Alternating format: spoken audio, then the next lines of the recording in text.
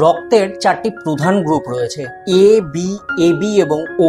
প্রতিটি গ্রুপের আবার RH পজিটিভ বা নেগেটিভ দুটি ভাগ রয়েছে। এর মধ্যে ও নেগেটিভ সর্বজনীন দাতা আর এবি পজিটিভকে সর্বজনীন গ্রহীতা বলা হয়। এছাড়াও বিরল বম্বে ব্লাড গ্রুপের কিছু মানুষও রয়েছেন এই পৃথিবীতে। কিন্তু এবার যে ব্লাড গ্রুপের খোঁজ মিলেছে তা গোটা বিশ্বে এক এবং অদ্বিতীয়।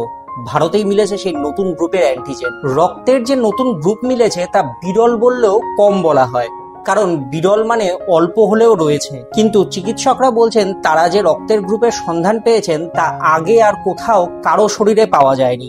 নতুন ওই ব্লাড গ্রুপের নাম দেওয়া হয়েছে CRIB। নামের শেষ দুটি অক্ষর এসেছে ইন্ডিয়ার I এবং বেঙ্গালুরুর B থেকে। যেহেতু ভারতে প্রথম পাওয়া গেল ওই বিরল গ্রুপের রক্ত, তাই নামেও জুড়েছে ভারত এবং বেঙ্গালুরুর নাম। ঘটনাটি প্রথম নজরে আসে 2024 সালে। হার্টের চিকিৎসা করাতে কর্ণাটকের কোলকার জেলার বছর 38-এর এক মহিলা যান RL জালাপ্পা হাসপাতালে। হার্টের সমস্যার পাশাপাশি তার শরীরের হিমোগ্লোবিনের মাত্রাও ছিল অনেকটাই কম, তাই চিকিৎসকরা সিদ্ধান্ত নেন তাকে রক্ত দিতে হবে। রক্ত দেওয়ার আগে তার ব্লাড গ্রুপ ম্যাচ করতে গিয়েই সামনে আসে এক বিরল ঘটনা। দেখা যায় সাধারণভাবে রক্তের যে গ্রুপ থাকে তার কোনোটির সঙ্গে ওই মহিলার গ্রুপ মিলছে না। এমনকি বিরল বম্বে গ্রুপের সঙ্গেও তার কোনো মিল পাওয়া যায়নি। পরিবারের অধিকাংশ সদস্যের থেকে ব্লাড স্যাম্পল নিয়ে তা পরীক্ষা করেও কোনো সুরাহা হয়নি।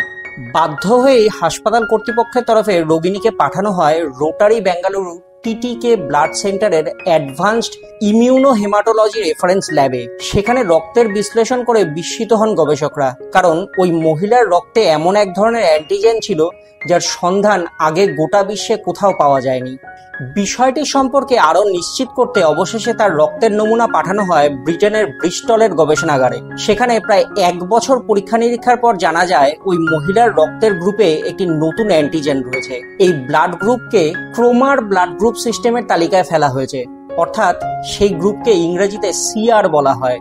আর সেই সঙ্গে যেহেতু এই রক্ত ভারতের বেঙ্গালুরুতে প্রথম পাওয়া গেছে, তাই তার সঙ্গে I ইন্ডিয়া ও B বেঙ্গালুরু যোগ করা হয়েছে। ফলে এই নতুন ব্লাড গ্রুপকে এখন CRIB বলা হচ্ছে। এক্ষেত্রে দেখা দিয়েছে এক অন্য জটিলতা। ওই মহিলা এমনিতেই হার্টের পেশেন্ট, তাই যে কোনো সমস্যার সময় তাকে ব্লাড দেওয়ার প্রয়োজন পড়লে কার থেকে তা পাওয়া যাবে।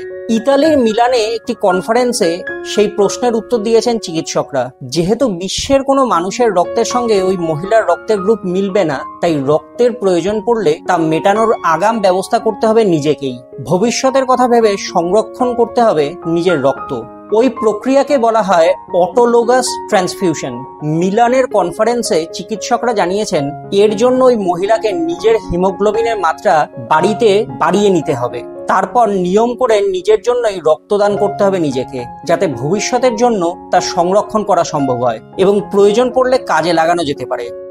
আপনি কি নিজের রক্তের গ্রুপ সম্পর্কে অবগত? যদি না থাকেন তাহলে এখনই নিজের ব্লাড গ্রুপ পরীক্ষা করিয়ে নিন, ভবিষ্যতে যাতে কোনো বিপদের সময় সমস্যায় না পড়তে হয়। এই ধরনের ভিডিও দেখতে দি এজ ডিজিটাল চ্যানেলটি সাবস্ক্রাইব করুন।